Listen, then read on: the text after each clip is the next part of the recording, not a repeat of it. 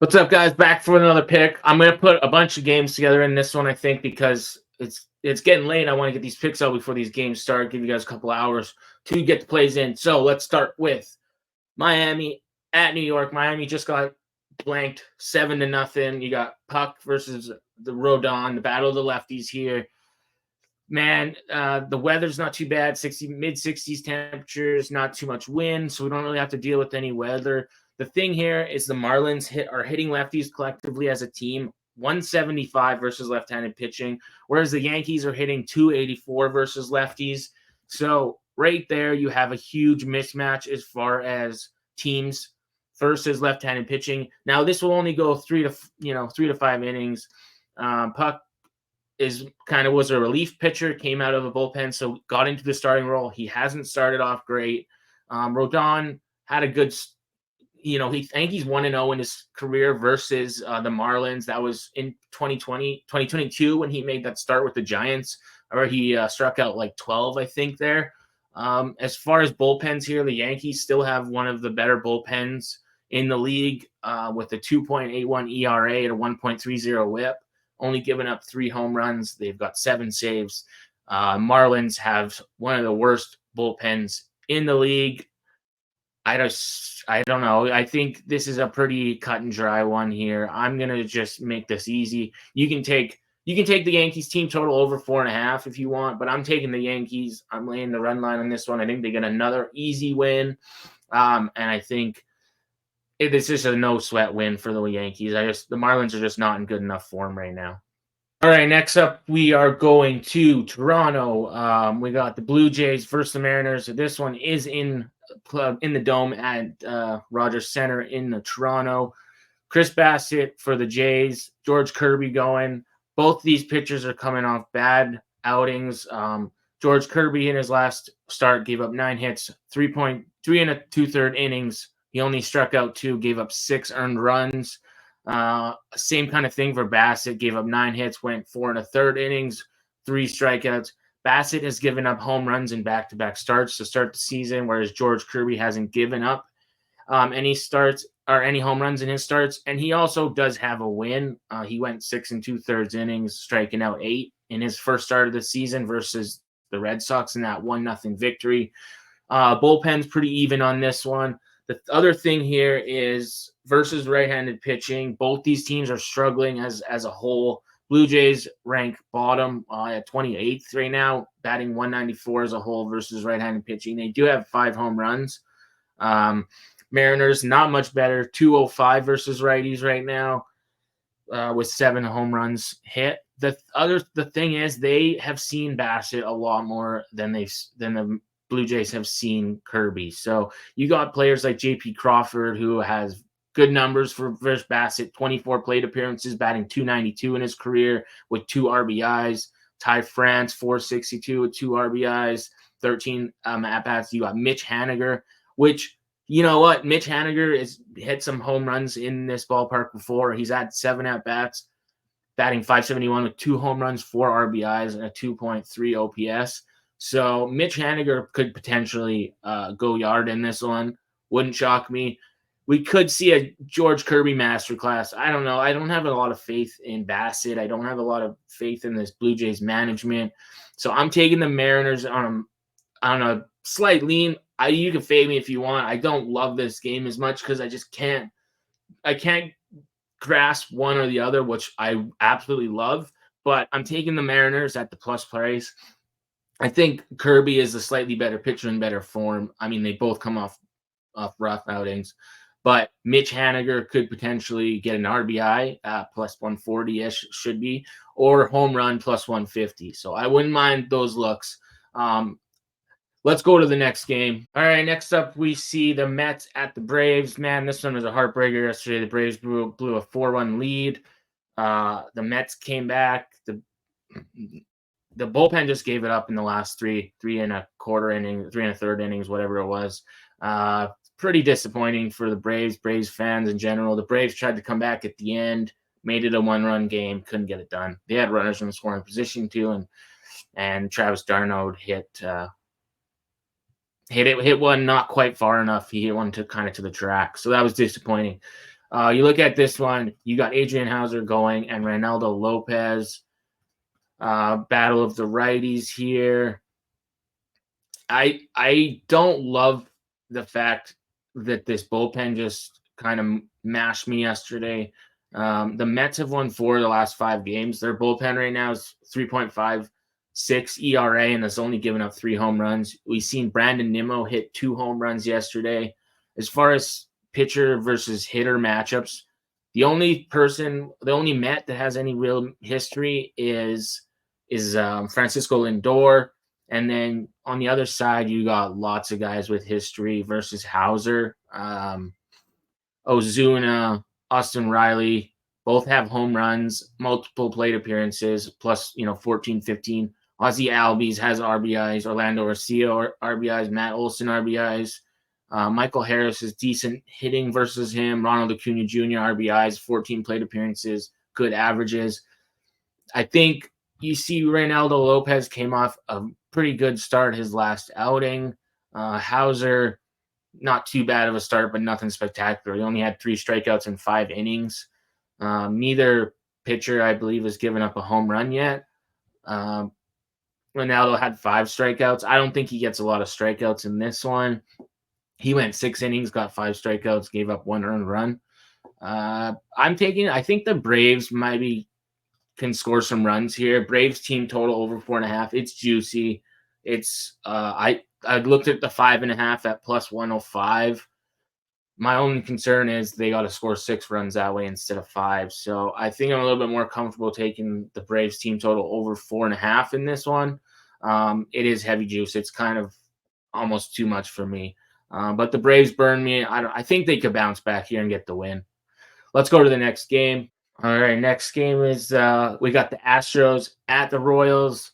Look, I see a short price here for the Royals, and I think it's kind of baiting the Astros, and I think baiting for money on the Astros side, and I think it's good reason. A lot of people look at the Astros as slight favorites, and the first thing they want to do is take them. But honestly, I don't think that's the right move. I think Kansas City here, Cole Ragans is their ace. Look, he's a lefty. Their Astros are batting .229 versus lefties as a team this season. They've hit 5 home runs, but when you look at the other side, Kansas City is batting .245 versus righties, but they've hit 12 home runs already versus right-handed pitching. Kansas City versus Christian Javier, Bobby Witt, Hunter Renfroe, Nelson Velasquez all have home runs off of him in minimal plate appearances. I like their numbers versus righties. This team can be dangerous. The weather's not crazy in Kauffman Stadium. We're seeing the total set at 8.5, probably potentially 9 some places. Mid 60s to high 60 temperatures with sun shining. So this is actually decent evening for Kauffman Stadium. Not too much of a wind issue. Obviously, it's still that time of year where you have issues with the wind and stuff. The bullpens in this one, kind of similar. We've seen the Astros come off a tough series versus the Rangers. Yeah, they got a couple finishes that off with 2 wins, but the Royals are rolling along, man. They've had a good season here. Cole Ragans has already got 16 strikeouts through 12 and a third innings. He's given up 1 home run in that loss. He hasn't really got any, he hasn't started off as far as getting wins. I think this could be the time when he gets the win here. So give me the Royals at plus 110 on this one. If their bullpen can hold on, if they can get to Javier, this might be a little bit lower scoring game. I don't know. The Royals can open it up at any time, man. These guys can mash the ball. They can steal bases. They can play small ball, hit the ball, and get on base and get runners batted in. So I think this price is where it is for a reason. And I think the Royals is the right play here. They're kind of like a top 10 team right now as far as as far as metrics and strikeout rate and stuff. The Royals are doing good for me. So give me the Royals on the money line. All right, next up we are going to the Dodgers and Twins game here at Target Field. Minnesota, big dogs in this one, and I think it is for good reason. We've seen 4-2 yesterday. Now we got the battle of the righties, Tyler Glasnow and Louis Varland. this guy kind of concerns me a little bit. As far as batting versus right-handed pitching, the Dodgers rank top 3, I believe, with 11 home runs versus right-handed pitching and batting at a 282 average collectively, 826 OPS. So good on-base percentage, 357. I like the Dodgers team do strike out quite a bit, but the thing for me on this one is the Twins, kind of the injuries. Louis Varland doesn't excite me at all. I mean, the Dodgers don't have a ton of history with him other than Shohei Ohtani, 1 home run and 6 at-bats. There's not like a ton of history. I do like the fact that the wind is blowing 10 miles an hour kind of out to left field. We could see some home runs. I could see Mookie Betts, Shohei Ohtani, Teoscar Hernandez all going yard in this one. We could see some runs. I think the Dodgers on the run line is an easy play for me here. You should be able to get it at close to even money. I don't think we need to get too much into that one. The bullpens are fairly even. The Twins have a little bit of the edge in the bullpen, but I think the Dodgers on the run lines to play. I think they just cruise in this one. Tyler Glasnow, just a much better starter. He had 7 strikeouts in his last. He's got 12 in 12 innings so far. He has given up home runs in back-to-back starts, but I'm not really too concerned. Varland only pitched 4 innings so far. He had 4 strikeouts, gave up a home run, 6 hits, and he had to throw 89 pitches in that one, so that's concerning. I think also with the head-to-head data, the Dodgers have owned this matchup.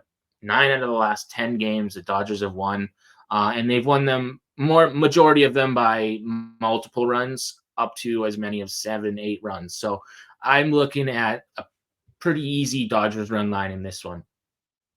Next up, we are going to Busch Stadium where the Phillies take on the Cardinals. We got Zach Wheeler, Sonny Gray. This one I think is again a mismatch. Sonny Gray is making his first start of the season. Zach Wheeler just came out off a 10 strikeout performance. Gave up no home runs in that one, but he did take the loss because Philly's offense just didn't show up.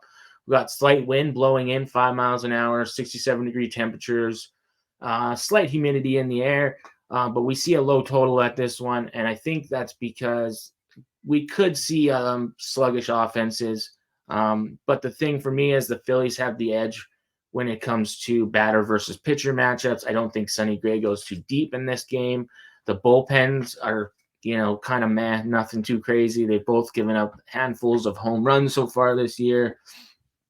When you look at head-to-head data, the Phillies have won 8 of the last 10 meetings. A lot of them going to the under. Phillies versus right-handed pitching have hit 8 home runs this year. The Cardinals have hit 7. Phillies are batting sub 200s. That's kind of the only issue, but I just think Zach Wheeler is a much better pitcher. When you go to last 5, the Phillies on-base percentage jumps up quite a bit first in their last 5 games. So their recent form has kind of coming back to earth. Their average goes up to 232 with a 321 on-base percentage. So it gets better recently. We just seen them win. I think it was 5-3 last game. I think Phillies money line is the way to go in this one. So give me the Phillies on which one I think they can get it done pretty. Next, we are going to the Rangers and the A's. Look, I don't know. Alex Wood is a decent pitching option for the A's. The only concerning thing is what can their offense do versus Nathan Eovaldi. Texas is a potent offense. They come off 2 losses versus the Astros. The Athletics just won 2. It was with the Tigers in Detroit there. No history really too impressive versus Eovaldi. Alex Wood, not too bad. This one I think could be kind of a boring game, really. I think the Rangers offense probably gets going though. This one is at home for the Rangers, so they didn't have to travel. They didn't have to worry about anything. They're playing in their home dome. I just think you got the Rangers. The they're just a much better team. Honestly, I think you can lay the run line with the Rangers. I don't really want to get into this one too much just because I think the Rangers take care of business in this home. All right, next up we got the D-backs in Coors Field again. Man, the D-backs burned me yesterday. I was pretty shocked to see their bullpen give it up after a fairly good outing by Zach Gallen. Then they just blew the lead and they couldn't come back. It was not very good. The Rockies bullpen still ranks in the top 3 as being the worst. But I mean, they pitch at Coors Field, but they just started. I mean, they've only had one save. They've given up 5 home runs, but they have a 7 ERA and a 1.9 WHIP. So there's a big difference there. Morel Kelly, the D-backs mid-range bullpen as far as that goes. Morel Kelly, though, the difference is he pitched 177 innings last season. He was 2-0 versus Colorado, 1.9 ERA, 19 innings pitched, 13.26 Ks per 9, with a WHIP below 1. So the thing for me here is I think there's a little bit of a mismatch here. I don't trust Cal Quantrill. He pitched with the Guardians. Now he's with the Rockies. He's not somebody I am really wanting to back. Arizona head-to-head has won 7 of the last 10 meetings. Usually we see the Rockies get 1 win, and then the D-backs win a couple, and then the Rockies get 1 win, and then the D-backs win a couple. We have seen 7 of the last 10 go over. So far, Morel Kelly this season, he's pitched 13 2/3 innings, struck out 12. He's given up home runs in back-to-back starts, 8 hits, only 3 earned runs, though. So his earned runs, those home runs are being pretty much solo shots, right? And then you got Cal Quantrill making his 3rd start of the season. He's pitched 9 innings. He's only got 4 strikeouts. He's got 5 walks. He's given up 2 home runs, 13 hits. You're probably only going to get 4, maybe if you're lucky, 5 innings out of this guy. This guy averages only 4 innings usually. So I think the D-backs get right after the mashing that they took at the end of that game. So D-backs on the run line. D-backs team total over 5.5 maybe, but it is pretty juiced. So I think D-backs on the run line guaranteed that 9th inning at bat. I think they can get it done here. I also think Christian Walker could hit a home run.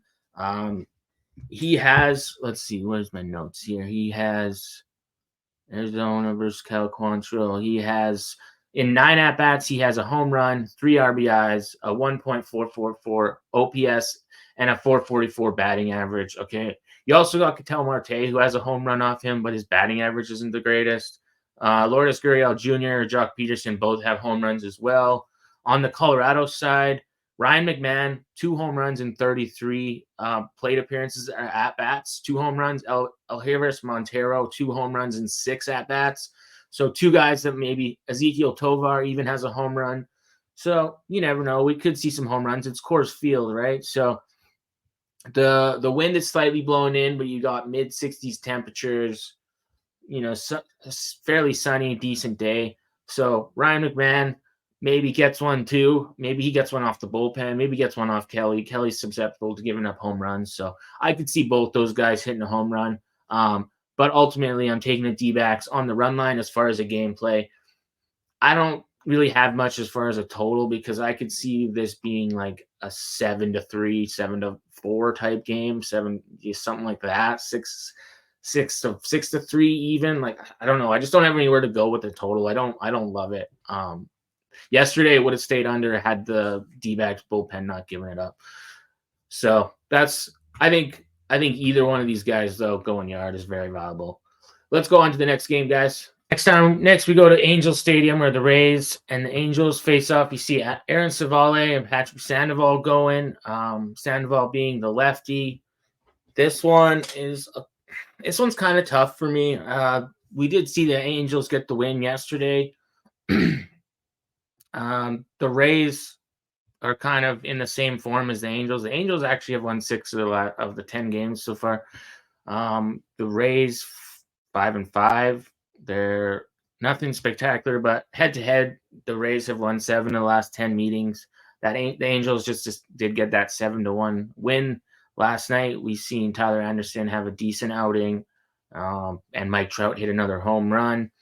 When you look at Patrick Sandoval, his first outing of the season against Baltimore, he got roughed up. He only didn't even get out of the second inning in that one, gave up 6 hits, 3 earned runs. He has yet to give up a home run. He's pitched just over 7 innings, thrown just over 150 pitches. Hasn't given up a home run yet. When you look at Savale, he's given up home runs in back-to-back starts. He's pitched 12 innings. Only has 2 earned runs, so both those earned runs being solo home runs, but he's got 14 strikeouts. Against an Angels team that can strike out quite a bit, the Angels have 9 home runs versus right-handed pitching, but their batting average is 221. Nothing to write home about, or nothing to complain too much about yet at this part of the season. They've actually been hitting better the last few games. Like when you look at their averages between these two teams, their averages go up quite a bit into the mid 260s over their last few games. The bullpens, the Rays do on paper still rank at the top for being the worst bullpen, but I think that's kind of due to some injuries. I think you could see some regression on that positively, where they kind of come back to earth where they normally are. The Angels bullpen's middle of the pack, not the greatest. As far as history, you got Brandon Drury, Miguel Sano, both have home runs off of Savali in their careers. And then you got Isaac Paredes, Brandon Lowe, Randy Arozarena, all have home runs. I don't really have a ton as far as loving this game. I could see a couple home runs. Maybe we see a home run on each side. It's hard to go with against Mike Trout because once he gets going, he can hit home runs in bunches. But you looking at this Rays lineup, a lot of the guys do have decent numbers versus lefties going back to last season. The Angels versus righties, you're seeing a lot of high K rates, which is what I'm concerned with, especially with Savale already having pretty good K numbers, strikeout numbers so far this season. So at the slight price, I think, you see the wind blowing straight out 8 miles an hour. I think we could see a couple home runs in this game. But I think you got to take the Rays at the slight price in this one to even a matchup and get back to their form. I'm just not quite there with the Angels. One good showing here yesterday. I think that was partially due to a few factors that we don't need to talk about yesterday. Yesterday was yesterday. Look, I'm just going to go Rays. I don't love this game. I really don't. I mean, you could probably talk me out of it pretty easily. So let me know if you guys got the Angels. Feel free to fade me. I would not blame you on this one. I do not love this game. Almost done here. We go to Oracle Park where the Nationals take on the Giants. Man, the Giants just got outdueled yesterday by Trevor Williams. He pitched pretty great. The Giants couldn't get offense going, and they've failed to score runs. They've been struggling to score runs, which has been their problem, which is why they haven't been winning games lately.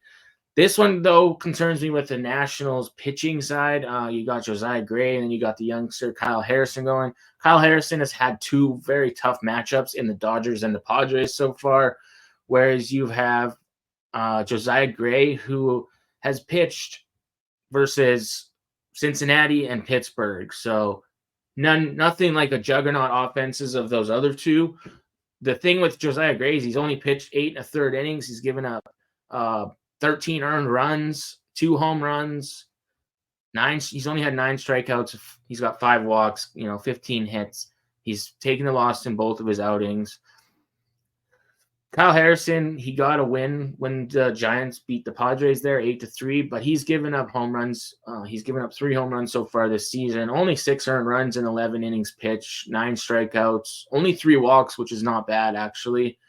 I think Kyle Harrison is I think he's from the Bay Area, so he's kind of accustomed to these to the temperatures and the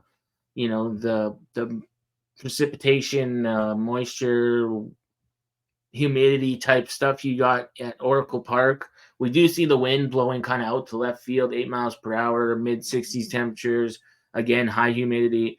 This one is not as good of a hitting conditions as there were yesterday. I mentioned yesterday that they were actually good home run hitting conditions compared to most of the time at Oracle Park, but still, it's not really a too crazy negative. When you look at these teams head to head, the Nationals do own this matchup. They've won 8 of the last 10 meetings. The thing is, the Nationals struggling right now versus lefties. They, as a team, they're batting below 200 with only 2 home runs hit on the season. They haven't seen Kyle Harrison before, so we could see, the third time through the lineup is usually when the batter gets the advantage.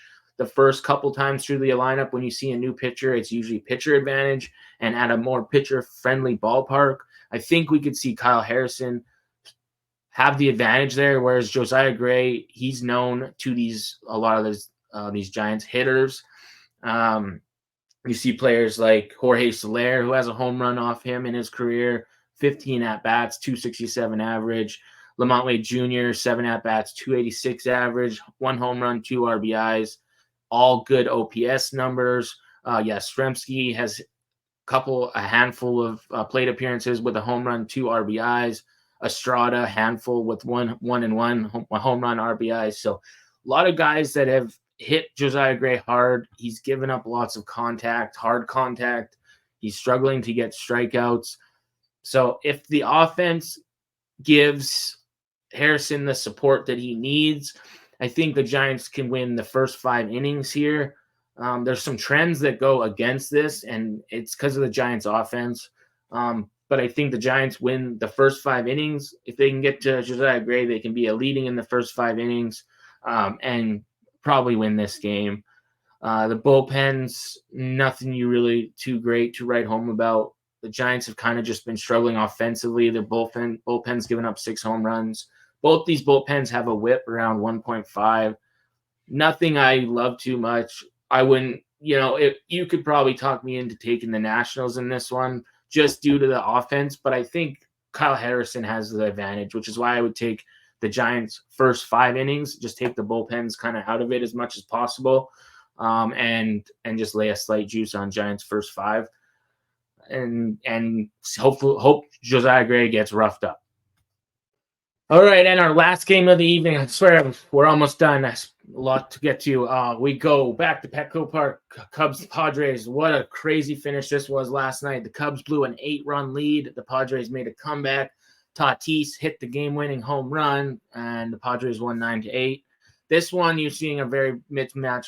You've seen Ben Brown getting his first start, just starting here out, and then you got Joe Musgrove in classic Joe Musgrove form in his last start. I believe he pitched 7 strikeouts in 6 innings, only giving up 1 earned run. He's only given up 1 home run so far this season.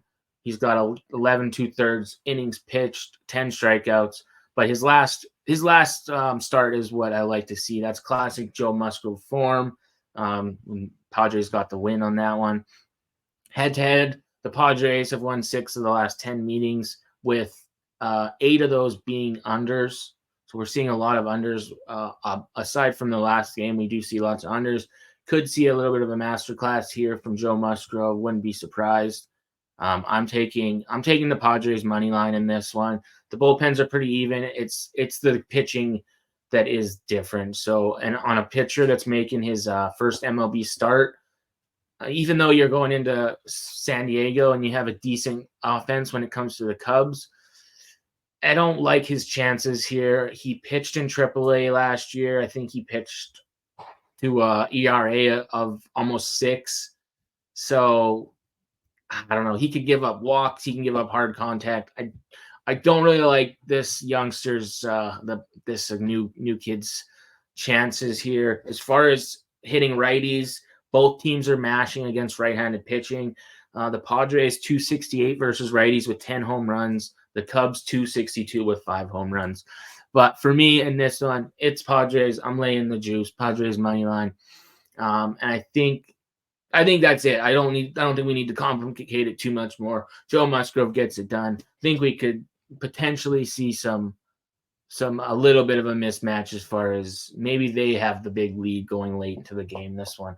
So I will end this video. I know I'm taking up a lot of people's time who are watching this. I'm trying to get this out to you within an hour or two before the game start.